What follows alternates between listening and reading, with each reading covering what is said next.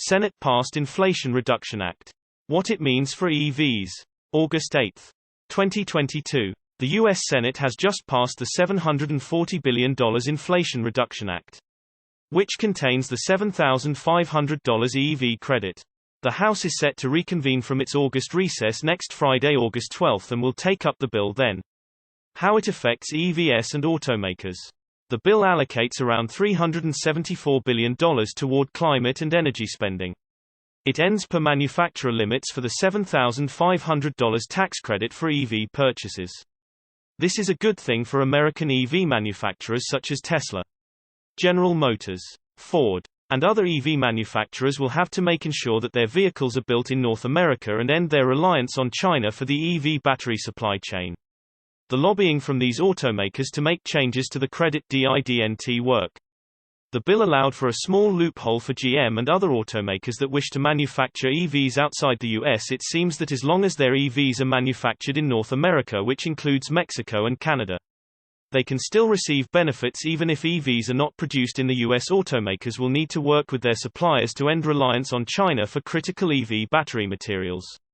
A great example of how they can do this was laid by Tesla's key nickel supplier, Talon Metals. Yesterday, I spoke with Todd Mallon, Chief External Affairs Officer and Head of Climate Strategy at Talon Metals, who shared his thoughts. Todd pointed out that Tesla and Talon Metals have an offtake partnership. Talon will supply nickel to Tesla from its project in Minnesota. Partnerships across the value chain, he said to me, will be important. Taking a look at how Tesla and Talon described their supply relationship as a partnership indicates Tesla's desire to work with suppliers. Everyone, not just automakers and suppliers, will need to work together. This includes governments. Todd told me how the offtake agreement has helped the community and perception of the project. Having a Tesla offtake agreement in place has changed the perception of our project in the community. It's very credentializing and our employees are proud of the partnership. People clearly understand that our proposed mine has a purpose to supply nickel for the EV battery supply chain and contribute to the energy transition. This has helped shape how people perceive the project. It has a purpose and an important one. Many of the large automakers are helping supply partners apply for some of the significant new funding opportunities being made available through the bipartisan infrastructure bill.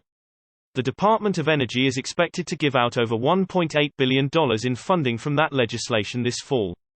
This is another example of how the end users can help the front end of the supply chain for battery materials. Source reposted and summarized from Johnna Crider at teslarati. My take: Tesla already has more demand than they can keep up with.